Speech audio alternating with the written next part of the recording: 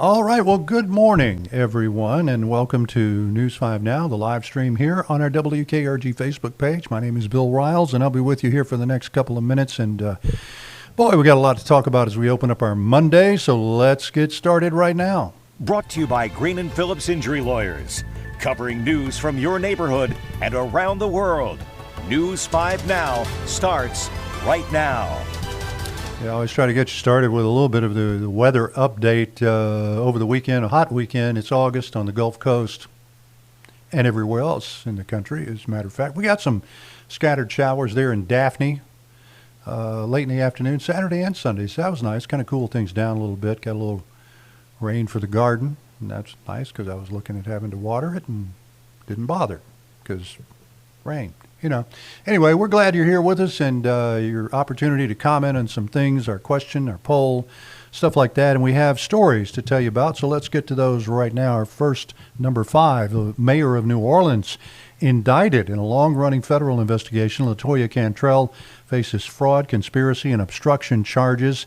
She's accused of trying to hide a romantic relationship with her bodyguard, Jeffrey Vappy, who was indicted last year on charges of wire fraud and making false statements. Number 4, a former NFL and University of Alabama football player is facing domestic violence charges in Baldwin County. 31-year-old Timothy T.J. Yeldon was arrested after deputies responded to a call about a domestic dispute between a man and a woman. Police say Yeldon refused to answer the door. He was arrested and charged with third-degree domestic violence, criminal mischief, and another charge. He was released on bond. Yeldon played at Daphne High School before starring for the Crimson Tide. He played in the NFL for the Buffalo Bills and Jacksonville Jaguars. Number 3, a teenager is dead after a shooting in Monroeville over the weekend. Family members identified the victim as 17-year-old King Stallworth.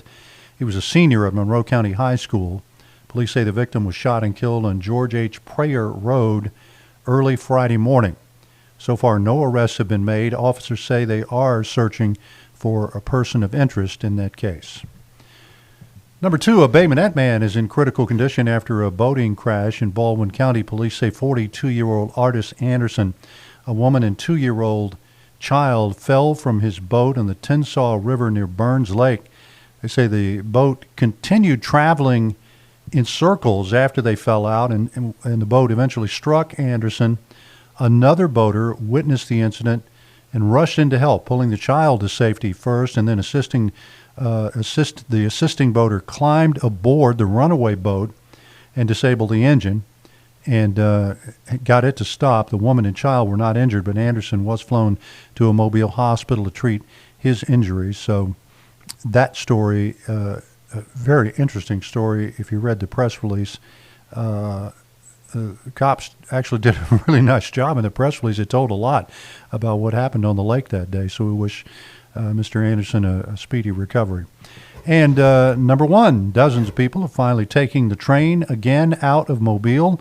Today, the first day of regular service of the new Amtrak Mardi Gras line that's taking passengers to and from New Orleans. From Mobile, the train has 4 Mississippi stops before reaching its final destination. To leave from Mobile every day at 6:30 and arrive in New Orleans around 10:15 in the morning.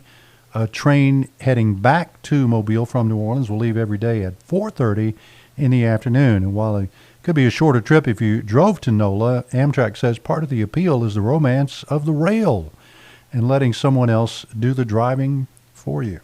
And I don't know, that's something I might consider doing just for the experience of take a day trip, have some lunch in New Orleans, and walk around a bit, see a couple of things, get on the train at 4:30 in the afternoon and come back. That might be fun to do. We'll see. I don't know. It should be. I think they had a special trip over the weekend, just a kind of introductory thing. Chad Petrie reported on this morning as the train was leaving. There were maybe about 85 people on board. So we'll see how the new Mardi Gras line shakes out over the next few weeks. It should be a lot of fun. Anyway, we'll get you to our question of the day, and I'm not sure about this question. Question of the day. What is your favorite college memory? That's assuming for some of us you can remember anything about college, but nevertheless, there are some good ones, and one I fondly agree with, and I'll tell you why. From the author of WKRG, who wrote this? Let's see. Summer, our premier digital person, Summer Poole, wrote this. Going to the first Auburn, Alabama game held at Jordan-Hare Stadium. How about that? Yeah. Let's see. I won't read all of them, but I will tell you this. My favorite comment came down here from John Michael. It says, the ones I can't remember, I'm so happy everyone didn't have a camera in their pocket back then. Thanks, John. It's a good answer. We talk about that a lot around here, about how back then there were pictures, just not a lot of constant everyday pictures. That saved a lot of us from a life of heartache, if you know what I mean. We'll get you to our poll of the day here. And it says, do you think police should end chases that could put the public in danger? Absolutely for that, personally. Sometimes, I guess, police have to make that decision whether or not they're going to chase somebody or not. But anyway, let us know your opinion on this poll and other stories that come along. We may read these to you aloud if you're already here on our Facebook page. Certainly you know how to comment, and you've been doing it for years now on Facebook and other social media. So we're happy to entertain your comments. Let us know how you feel about certain things. Sometimes it's not easy to hear, but we'll take them anyway. We've got we can take it. We can, especially if you're fussing at us. All right. Anyway, that's it for now. We've got more coming up today. Devin Walsh at 9 and noon today. She'll be back here for News 5 Now at 12:30. Our big block of news begins at 4 this afternoon with Cherish Lombard, the 4 on 5. We hope you'll stick with us on air and right here online, live on our WKRG Facebook page. We'll see you back here bright and early tomorrow morning at 4:30 for News 5 this morning. Thanks for watching. Covering news from your neighborhood and around the world.